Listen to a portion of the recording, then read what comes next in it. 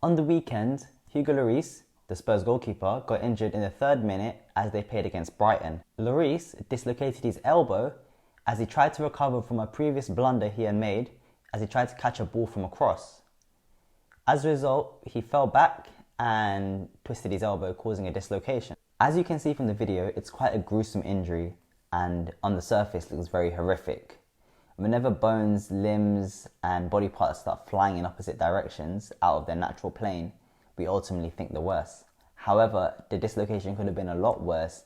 There could have been a fracture to the bones, which would have resulted in Lloris missing a lot more time. In this video, we're going to look at the anatomy of the arm, assess the mechanism of the injury, and talk about how the injury occurred and how long treatment can take. Before we start, let me introduce myself. My name is Matthew Fayisa and I'm a 3rd year medical student from London. I cover sports injury analysis content in all sports: football, basketball, American football and tennis. We do a lot more as well, so just suggest down in the comments who else you would like me to cover. After this video, I'm going to make one on Kevin De Bruyne, his recent groin injury which has caused Man City a lot of issues. And why not go back and look at our video on Alexander Lacazette, who's been troubled with an ankle injury that occurred in the pre-season. However, he's having some residual effects which has caused him to miss a further month. Firstly, let's talk about the basic anatomy of the arm. The arm is made up of the humerus bone, which is the big bone in the upper arm, and 2 smaller bones, the radius on the thumb side and the ulna on the pinky side.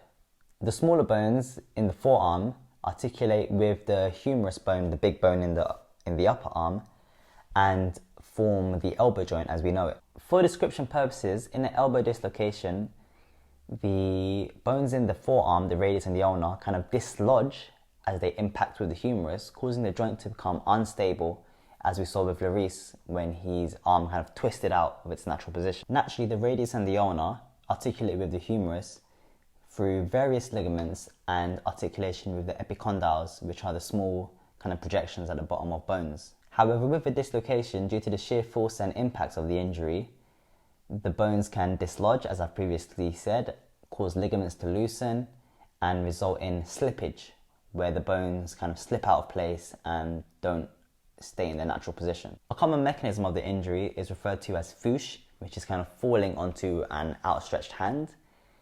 With Lloris, it was a little bit something different. It's referred to as a reverse foosh, where instead of falling like this onto the arm, his kind of wrist might be cocked back and his arm extended and straight.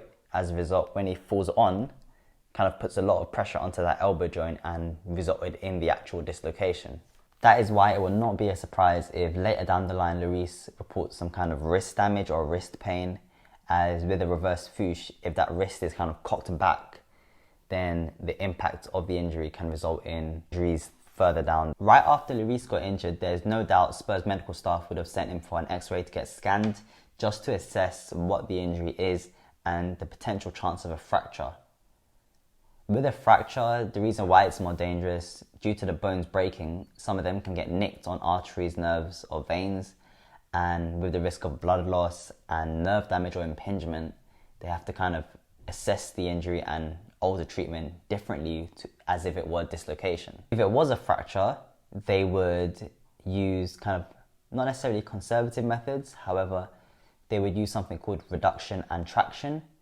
These help kind of realign the bones, and after a while, the bones will kind of form into place. However, this is a very slow method, and if it were a fracture, Lloris would be out for around 4 to 6 months. Alternatively, as he had an elbow dislocation rather than a fracture, the treatment is a lot more straightforward.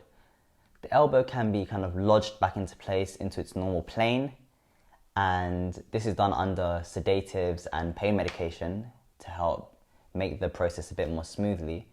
However, more conservative methods and treatments of reduction, a little bit different to a fracture as no bones were broken, are undertaken, and Lloris can be expected to come back a lot more earlier than it would if bones were broken and there were a fracture. Under some public health guidelines, simple elbow dislocations are treated with a sling that could be in for 1 to 3 weeks depending on the extent of the injury. Lloris's injury looks a bit more serious than a simple elbow dislocation, so more active treatment methods would be used. However, his injury doesn't look like it will need surgery as such. Further details might come of this later on as time progresses. However, an elbow dislocation, unless very complex with a lot of nerve damage and damage to potential structures around it, surgery is not really how you want to go in terms of the first line of treatment. They would try more conservative methods such as a sling or physiotherapy to help realign that bone and restore normal function in it. If it were complex and serious, reconstructive surgery might be used to help restore function and alignment in that elbow. However, this does come with a lot of risk, potential nerve damage and nerve impingement if the surgery didn't go well. The aim of the surgery is to kind of remove scar tissue and restore normal bone growth to prevent excess bone forming and causing a lot of stiffness in that elbow. However, with the Spurs medical team and their approach, I don't believe they would elect for that method due to the potential complications. If Spurs were to be ambitious, I believe Lloris could come back early mid-December. However, I expect them to be more on the cautious side because as one dislocation occurs, the chance of it happening again and again is a lot more likely. So kind of keeping him back and making sure he's fully recovered before even trying him out in a match, I believe that is the correct and more appropriate way to go. At the making of this video, Deschamps, the French manager, just released that he does not expect Lloris to come back before 2020. So that is a big blow for Spurs and the French national team if they have any fixtures, as Lloris is the top keeper and first team captain for both nations and clubs. As a result, Spurs would have to deal with Gazzaniga, their backup goalkeeper, who is coming into a tough time with Spurs recently losing 7-2 to Bayern Munich in the Champions League and losing 3-0 to Brighton, which came as a huge shock. In addition to this adds to the turmoil at Spurs with the contract and managerial disputes, as some pundits are calling Poch to go early, and I believe he is the favourite to be first to be sacked in the Premier League. If you like these videos, make sure to subscribe to the content so you don't miss out on any videos in the future. We have Kevin De Bruyne's video coming up probably next week with his groin injury that has caused City a lot of issues over the last few weeks, and I do expect he won't be playing in the international fixtures, however we'll find out soon. I'm trying to be a lot more consistent with the videos, however it is hard. In uni I've got a lot of exams coming up, a lot of kind of research papers that take up a majority of my time in addition to placement. However, I will try my best to pump out more videos. Aside from the footballing videos, I do have a few interesting videos more on the medical side coming up in the future. I still have a little bit more kind of admin and setup stuff to do with it.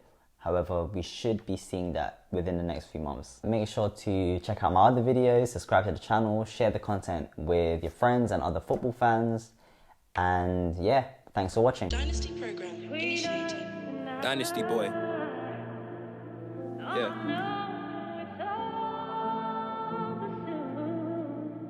Yeah. I had to get out at end, so hopefully I could focus on music fully. So I went back to uni to find out the distraction of being fresh is a triple D amount.